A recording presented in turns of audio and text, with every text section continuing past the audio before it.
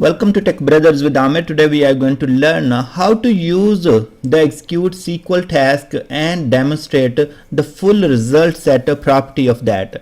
To demonstrate that property, I was creating this scenario, and then when I was creating the scenario, there are other tasks I will demonstrate as well. So here is my scenario. We have created an SSIS package to load the flat files to a SQL Server table and archive them after loading. But we got this new requirement. The vendors can place multiple files in the folder or folders, but we should not be loading all of them at all. Instead of that, vendors will have the access to a table in which they will put the folder name and file name. Those need to be loaded. We need to modify our SSIS package to load the files according to the above requirement.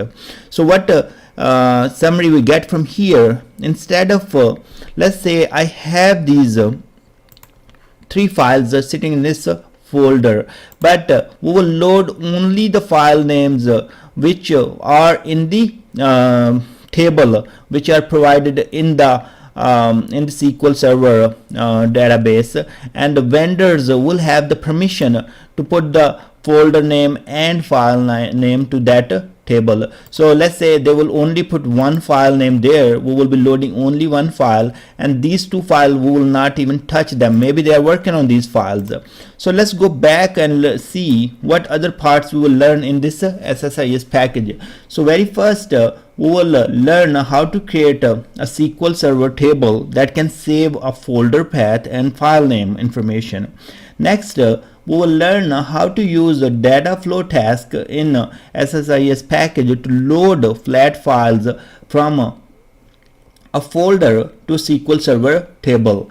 And then we will learn how to create variables in SSIS package to hold values returned by the Execute SQL task.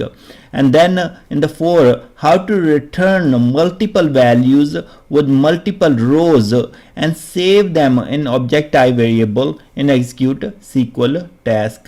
And then 5th point is we will learn how to loop through object type variable in for each loop container to use one row at a time. And the last point is we will be learning how to write expressions on connection managers in SSIS package to use those variables. So there are tons of other parts we will learn while we will create this package. So let's go to SSMS and take a look. Here I have the definition. So I say create table, and I'm saying DBO load files to load. So that's the name of the table we have here. So we have folder path, and then we have file name. So this table will save the folder path and file name. So let's create this table, and we are inserting the value for one of the file, and then we can take a look here. So right now this table has only one record, but there is possibility our vendors will have permission, and they can insert more records, and maybe after verifying the 5 of the files or 6 of the files, they will say, okay, these files are ready to go and you should load those files. But right now I'm only inserting one record. I'm going to show you once we will create the package, we'll come back and insert more records here. So here what we have a file name for customer file underscore AS. Let's go back and take a look in the file. So we have 3 records. It has customer ID and customer name as headers, and there are 3 records. Now I have created a table that can load or save this information. So I'm gonna select star from DBO customer. So I have created this table, and it has some records. I was using this table for another package, so I'm going to truncate this table. So let's truncate. Now what we need to do, we need to extract this information, folder path and file name, in SSIS package and use it. open your bids or SSDT SQL Server data tools, whatever you have according to the version you are using in SSIS. Once you have opened your solution and your project is open, you will click here and you will open a new SSIS package.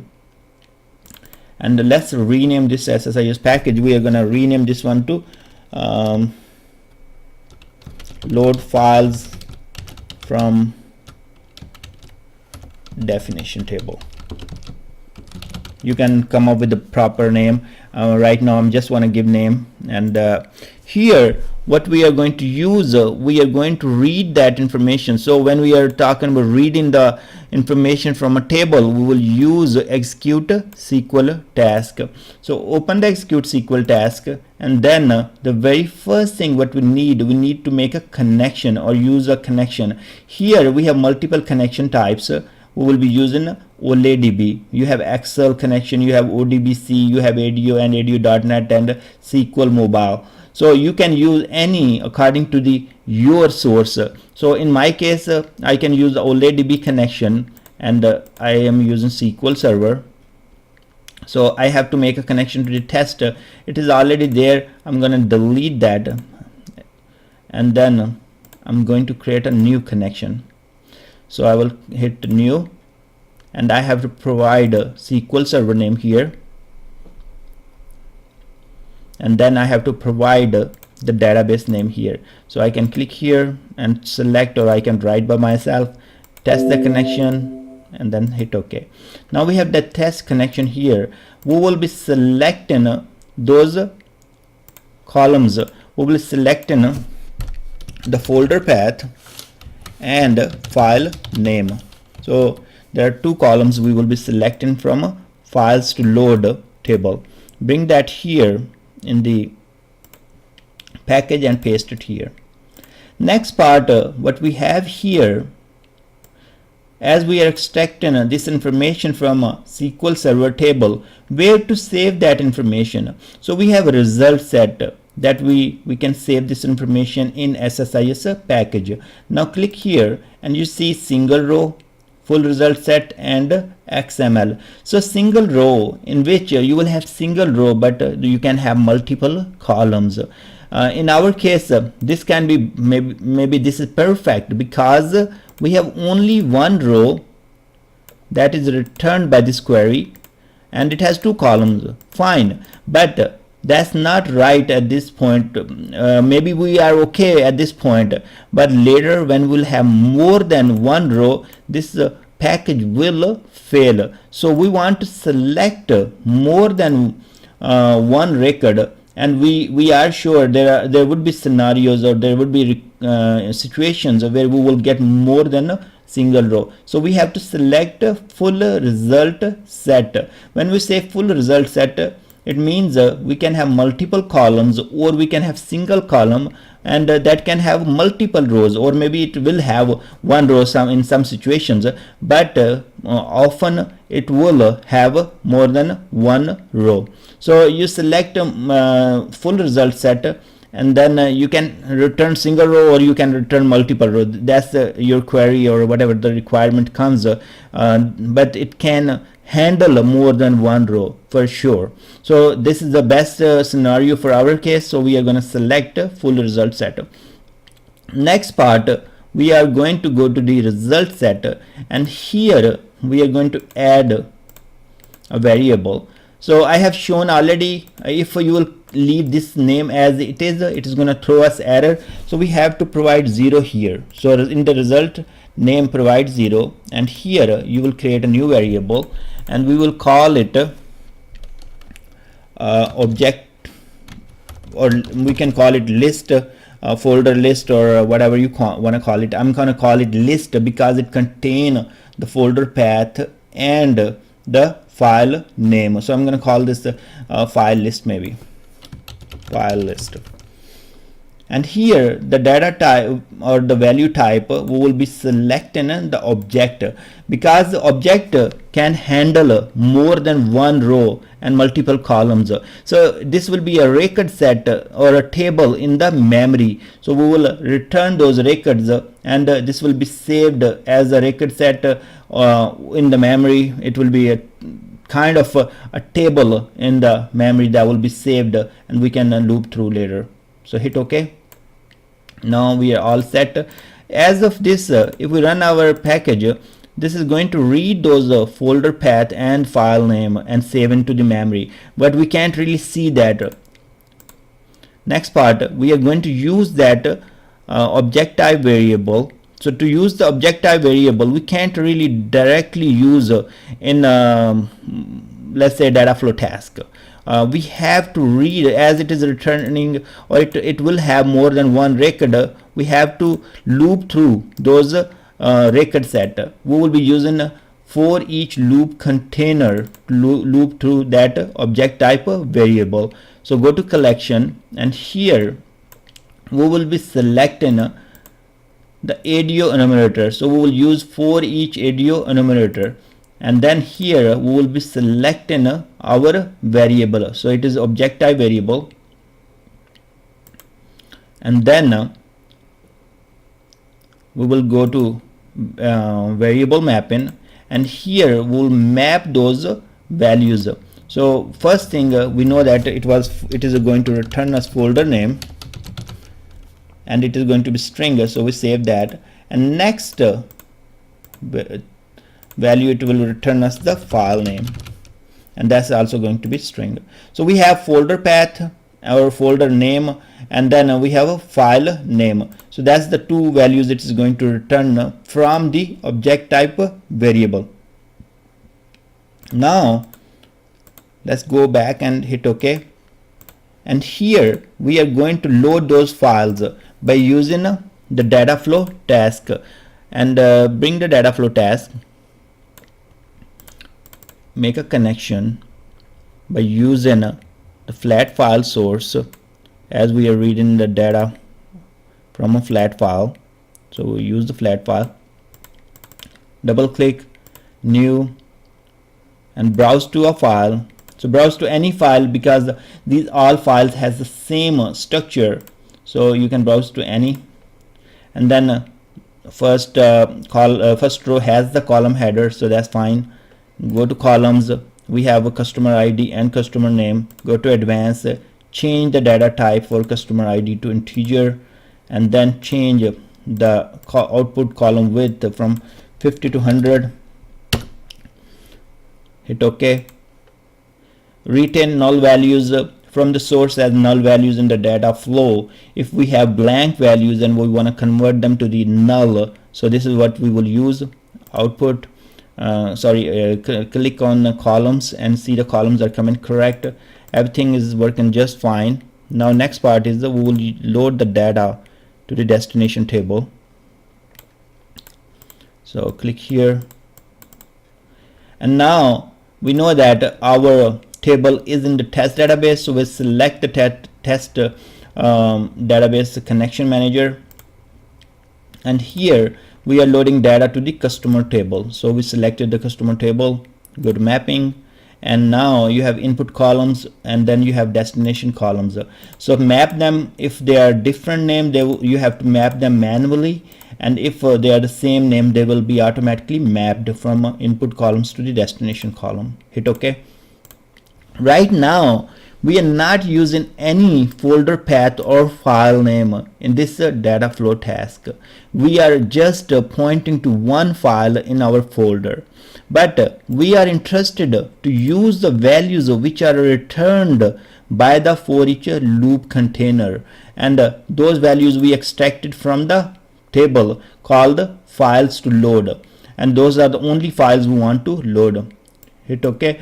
Now here we are going to go to the flat file connection manager, right click here, and use those variables. So here click on property and go to connection string, and then we are going to use the folder name variable, and next we'll add the file name. I could have call this one folder path, but I named it folder name. That's fine, but when you create, you can maybe more specific, say in a folder path. That will be making more sense. So we will be using folder path and then file name that we have in the variable saved by using the for each loop, and the for each loop got those values from the object type variable that we have used to save the values from this query in the execute SQL task. Now if we run this SSIS package, what is going to happen? It is going to use those values what we extracted in execute SQL task and load the data only for that file. So let's go back here in the customer table.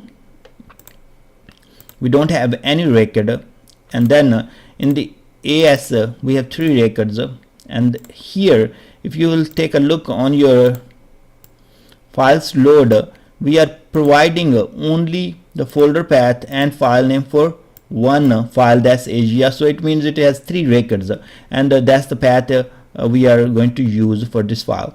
Now let's run the package, and it should load 3 records here. So run this package.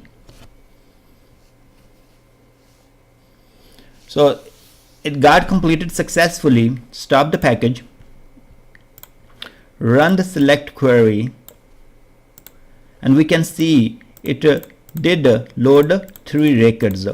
That's great. And now what we need to do, let's test one more thing. I'm gonna copy this insert statement and insert one more record so we can see if it is working fine. Let me open EU, and this one has only 2 records. I'm going to copy this file name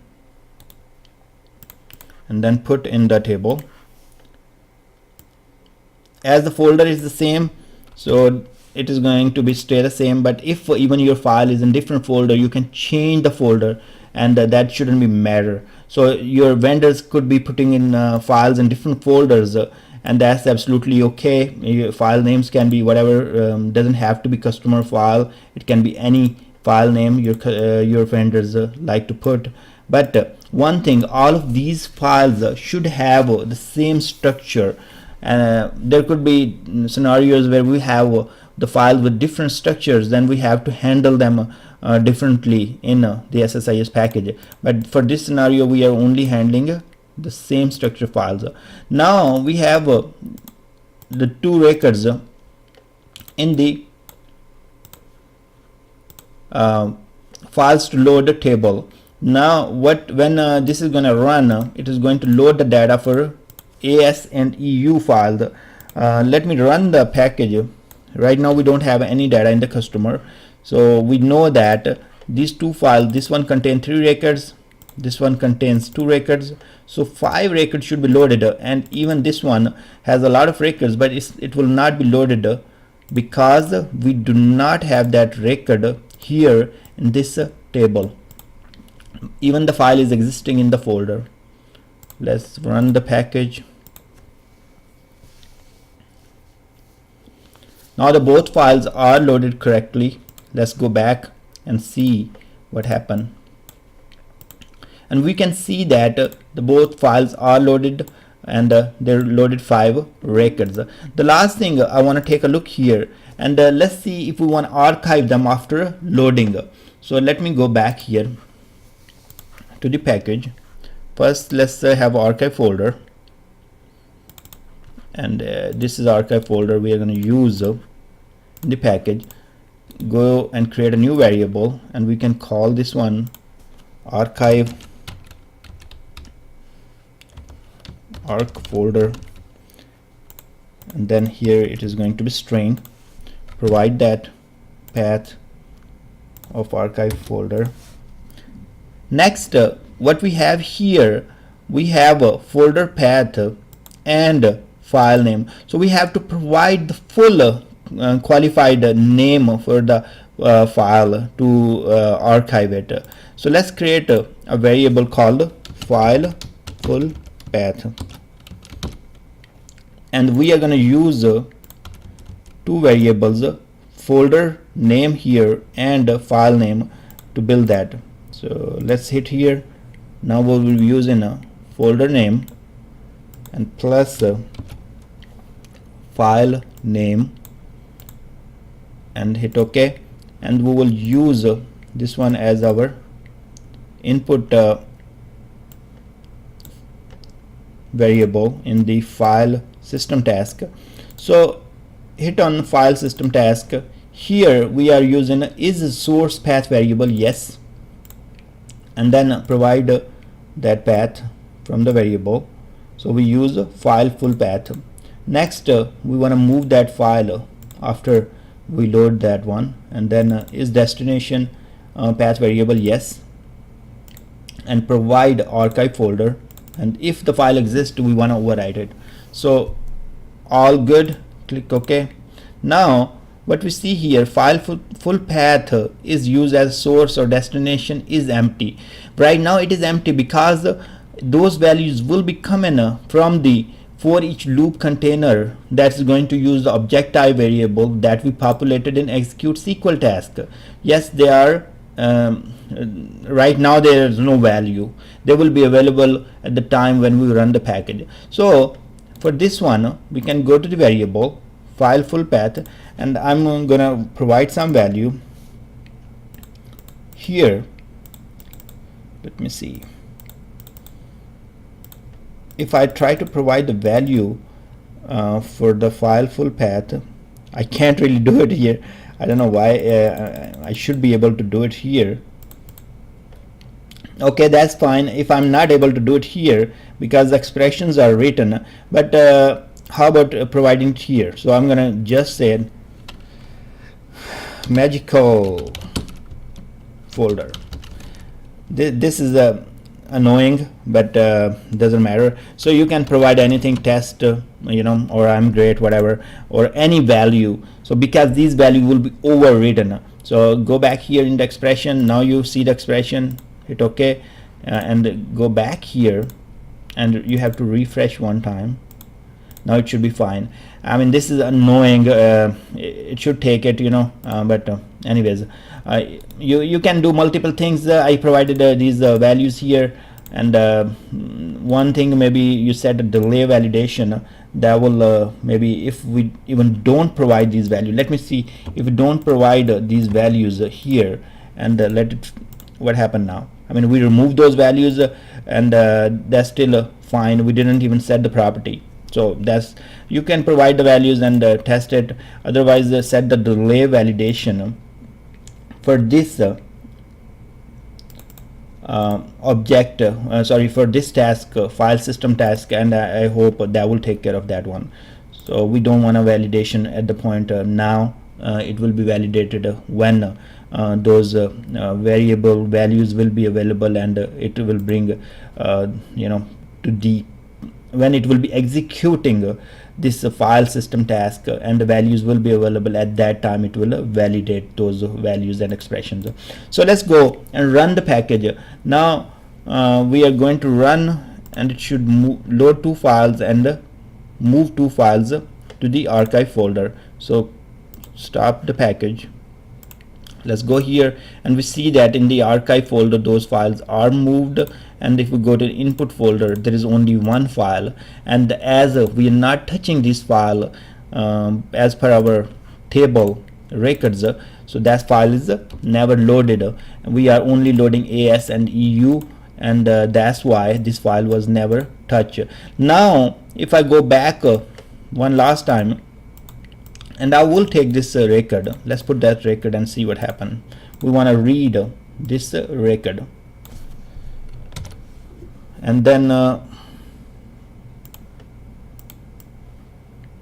insert this record, and also move those files from the archive to the input folder. Now we are moving cut and then move to the input folder. So we are loading these three files. and let's go back here and take a count on this customer table. So now we have 10 records. I'm going to truncate that one. So when we load two files, they should have 5 records for AS and EU, but NA has a lot more records, so we will see. Run your package. All files are loaded successfully and looks like they're moved correctly. So go to the input folder. We don't see any files. Go to archive folder, and these files are available in the archive, so it means they are loaded and moved. Next part, we need to go to the table and take a look. So in the customer table, we can see that all the records are loaded from NA, AS and EU files. So that's how you will be reading the file folder path and file name from some definition. This can be coming from the file. Maybe in this case we are reading from a table, but there could be scenarios where your vendors will provide those folder path, or your user will provide the folder path and file name in some of the text file or maybe Excel file, and you read it and then you loop through those folder paths and file names and load them. So that will be pretty straightforward as well. You will be using data flow task here, and then you will be using any source according to your file type, and then you will be saving the record in the record set destination, and that's where you will provide the object type variable, and then you will use the rest of that for each loop container and ADO enumerator to read the values from the object type variable, and you will save those values into the variables and use further.